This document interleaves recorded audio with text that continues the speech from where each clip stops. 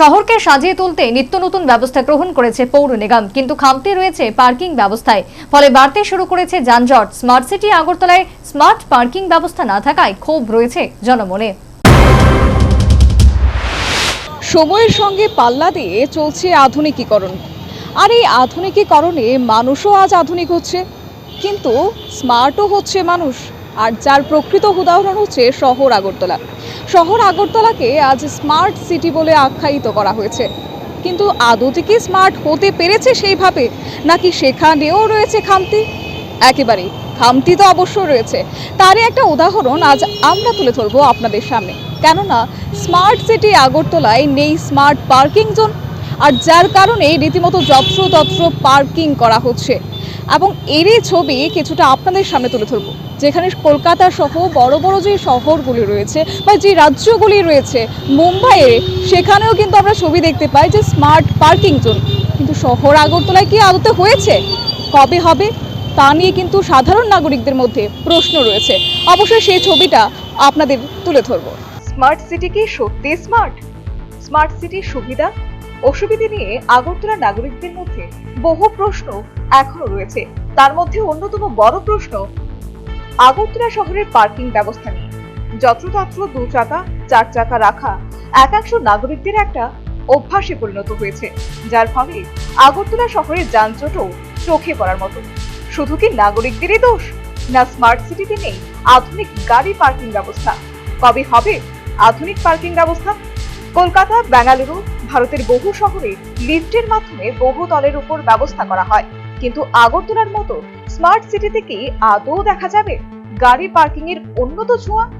তবে প্রাক্তন traffic police আধিকারিক অবশ্য পার্কিং নিয়ে মানুষের সচেতনতাকেই দায়ী করেছেন। তাহলে শুনুন নিউজ ভ্যানগার্ডকে কি বললেন প্রাক্তন ট্রাফিক পুলিশ আধিকারিক সৌরভ দাশগুপ্ত। নির্দেশিত কিছু নির্দিষ্ট পার্কিং প্লেস আছে, ঠিক আছে? পার্কিং প্লেসও আছে, আবার নো পার্কিং প্লেসও আছে আগরতলা শহরে, যতটুকু আমার নলেজে আছে। সেগুলি ত্রিপুরা পুলিশের বা ট্রাফিক দপ্তরের ওয়েবসাইটে দেওয়া আছে। নো পার্কিং জোন এবং পার্কিং জোন ক্যাটাগরিক্যালি মেনশন করা আছে। প্রশ্ন হচ্ছে আগরতলা শহরের মানুষ এর সম্বন্ধে সচেতন না, বা ট্রাফিক দপ্তর বা দপ্তর সেগুলি মানুষের কাছে পৌঁছাতে পারেনি অ্যাকচুয়ালি কোথায় পার্কিং প্লেস, কোথায় পার্কিং প্লেস নেই। দুটোই আছে। বা প্রত্যাশিত যেরকম সাইনেজ হওয়া দরকার ছিল, যে পার্কিং জোন বা ইয়ারমার্ক করা বা নো পার্কিং জোন, সেখানে পর্যাপ্ত পরিমাণে সাইনেজগুলি নেই, থাকলেও সেগুলি গোচরে আসছে না।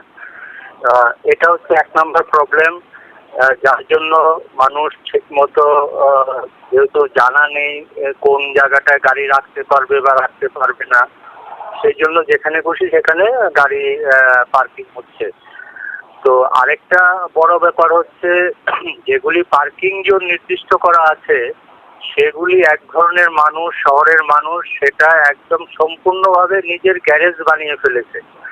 24 ঘন্টা 365 দিনেই সেগুলি গ্যারেজ হিসেবে ব্যবহার করছে। ফর এক্সাম্পল ধরুন, আগরতলা যে অবলা চৌমুনি যেটা আমরা বলি, জয়নগর বাস স্ট্যান্ড থেকে মিউনিসিপ্যালিটি অফিসের সামনে দিয়ে যেটা আইজিএম চৌমুনি গেছে রাস্তার নর্দার্ন সাইড, সেটা আমার জানার মতো পার্কিং প্লেস।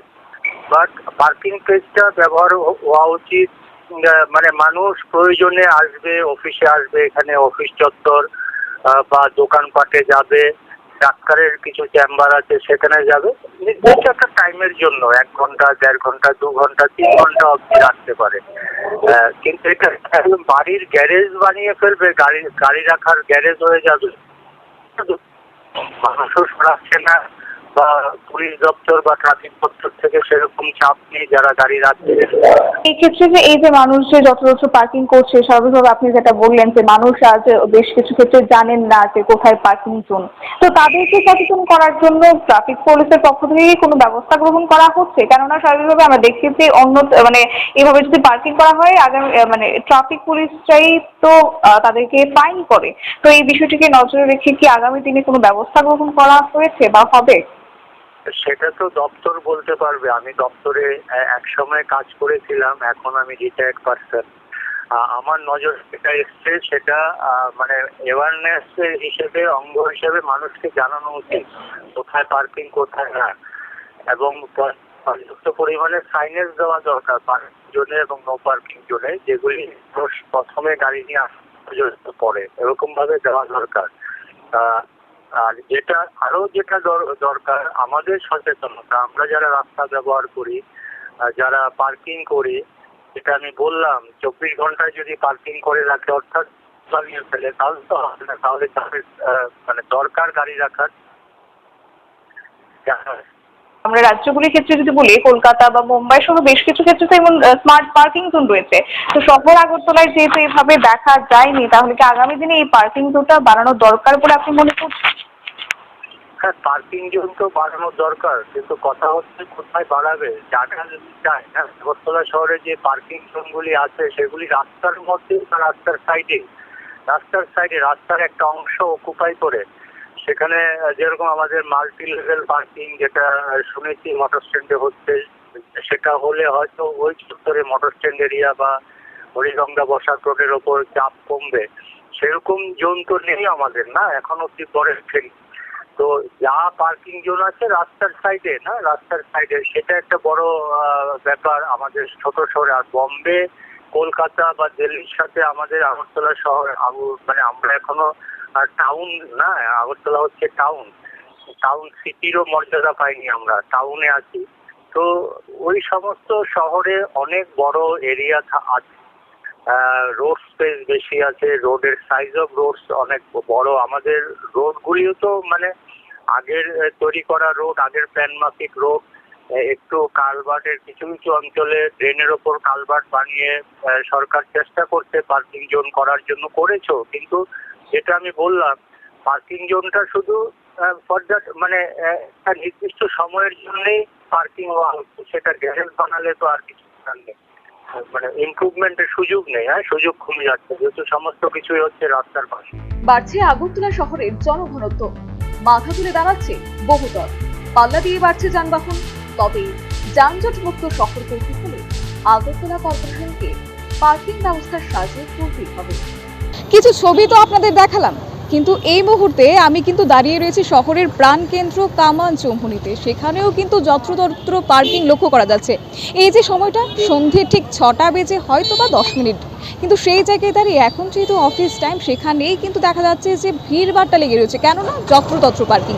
তারই উদাহরণ হয়তো আমার পেছনে দেখতে পাচ্ছেন আপনারা, যত্রতত্র পার্কিং করা হচ্ছে, যার পরিপ্রেক্ষিতে বলা যায় সাধারণ মানুষও কিন্তু এক প্রকার নাজেহাল হতে হচ্ছে। কেন নাজেহাল হতে হচ্ছে? কারণ নেই স্মার্ট পার্কিং জোন, যার পরিপ্রেক্ষিতে কার্যত সাধারণ মানুষকে সেইভাবেই পার্কিং করতে হচ্ছে। এবং তারই পরিপ্রেক্ষিতে কিন্তু লক্ষ্য করা যায় বিভিন্ন সময়ে যে ট্রাফিক পুলিশ বাবুরা কিন্তু সাধারণ নাগরিকদের ফাইন করে থাকেন। আর এই নিয়ে সাধারণ নাগরিকদের মধ্যেও একটা ক্ষোভ রয়েছে। তারা কিন্তু অবশ্যই চাইছে যে স্মার্ট সিটিতে স্মার্ট পার্কিং জোন হোক। ক্যামেরায় মিল্টন ধরের সাথে আমি শতাব্দী, নিউজ ভ্যানগার্ড।